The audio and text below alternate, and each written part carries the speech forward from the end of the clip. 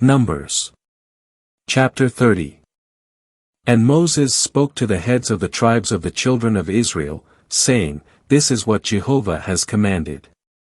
When a man vows a vow to Jehovah or swears an oath to bind himself by pledge, he shall not break his word, he shall do according to all that proceeds out of his mouth. But when a woman vows a vow to Jehovah or binds herself by pledge in her father's house in her youth, and her father hears of her vow or her pledge by which she has bound herself, and her father is silent with respect to her, then all her vows will stand, and any pledge by which she has bound herself will stand. But if her father disallows her on the day he hears, none of her vows or of her pledges by which she has bound herself will stand, and Jehovah will forgive her because her father disallowed her. And if she gets married, while her vows are upon her or the rash utterance of her lips by which she has bound herself, and her husband hears of it and is silent with respect to her on the day he hears it, then her vows will stand and her pledges by which she has bound herself will stand. But if, on the day her husband hears of it, he disallows her, then he makes void her vow which is upon her and the rash utterance of her lips by which she has bound herself, and Jehovah will forgive her. But the vow of a widow or of a divorced woman, everything by which she has bound herself, will stand against her. And if she vowed in her husband's house or bound herself by a pledge with an oath, and her husband heard of it and was silent with respect to her and did not disallow her, then all her vows will stand and any pledge by which she has bound herself will stand.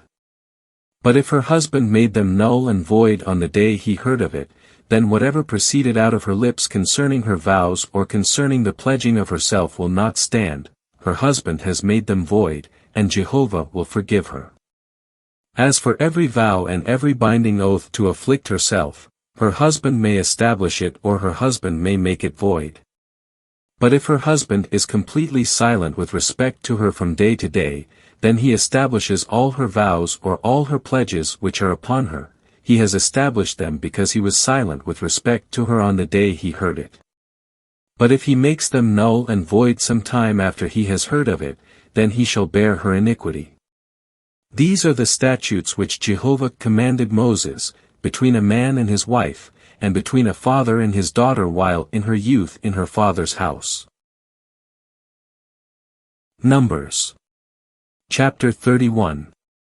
Then Jehovah spoke to Moses, saying, Thoroughly avenge the children of Israel of the Midianites, afterward you will be gathered to your people. And Moses spoke to the people, saying, Arm men from among you for the war, that they may come upon Midian to execute Jehovah's vengeance on Midian. 1,000 from each tribe, of all the tribes of Israel, ye shall send to the war. So out of the thousands of Israel, 1,000 for each tribe were committed, 12,000 armed for war. And Moses sent them, 1,000 for each tribe, to the war, and Phinehas the son of Eleazar the priest with them, to the war, with the vessels of the sanctuary and the trumpets for the alarm in his hand. And they warred against Midian, just as Jehovah had commanded Moses, and they killed every male. And they killed the kings of Midian in addition to the others slain among them, Evi and Rechem and Zur and Hur and Reba, the 5 kings of Midian, also Balaam the son of Beer they slew with the sword. And the children of Israel took captive the women of Midian and their little ones, and all their cattle and all their livestock and all their goods they plundered. And all their cities in which they had settled and all their encampments, they burned with fire. And they took all the spoil and all the booty, both of man and of beast. And they brought the captives and the booty and the spoil to Moses and to Eleazar the priest and to the assembly of the children of Israel, to the camp in the plains of Moab, which was beside the Jordan at Jericho. And Moses and Eleazar the priest and all the leaders of the assembly went out to meet them outside the camp. And Moses became angry with the officers of the company, the captains of thousands and the captains of hundreds, who came from service in the war. And Moses said to them, Have you kept all the women alive? It was these who caused the children of Israel, through the counsel of Balaam, to act unfaithfully against Jehovah in the matter of Peor, so that the plague came upon the assembly of Jehovah. Now therefore kill every male among the little ones, and kill every woman who has known a man by lying with him. But all the little ones among the women, who have not known a male by lying with him, keep alive for yourselves. And you, encamp outside the camp 7 days, everyone who has killed any person and everyone who has touched any slain, purify yourselves on the 3rd day and on the 7th day, you and your captives. And you shall purify for yourselves every garment and every article of skin and everything made of goat's hair and every article of wood. And Eleazar the priest said to the men of war who had gone to the battle, This is the statute of the law which Jehovah has commanded Moses. Only the gold and the silver, the bronze, the iron, the tin, and the lead.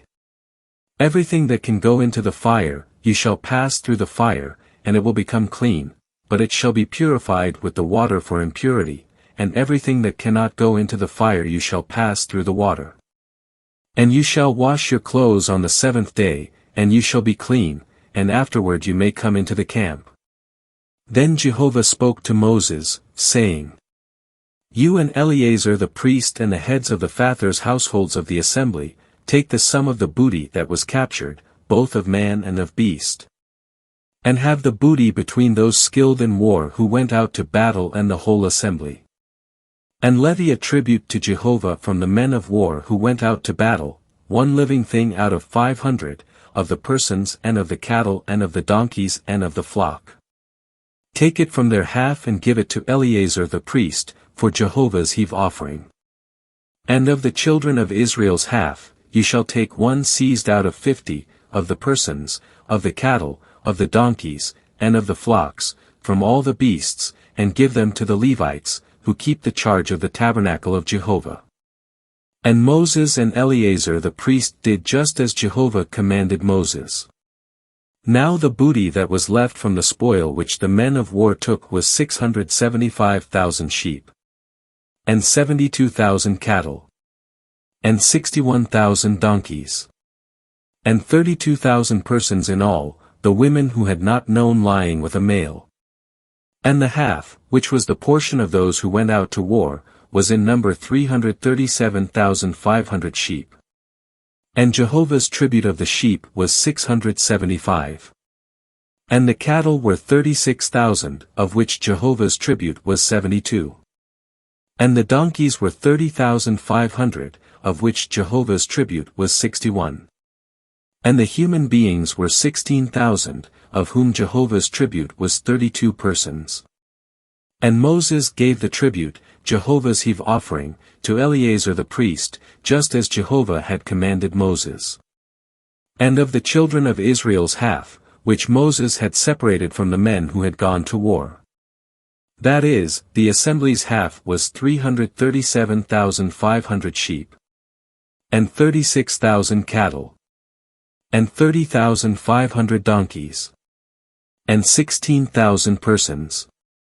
Now Moses took from the children of Israel's half, 1 drawn out of every 50, both of man and of beast, and gave them to the Levites, who kept the charge of the tabernacle of Jehovah, just as Jehovah had commanded Moses.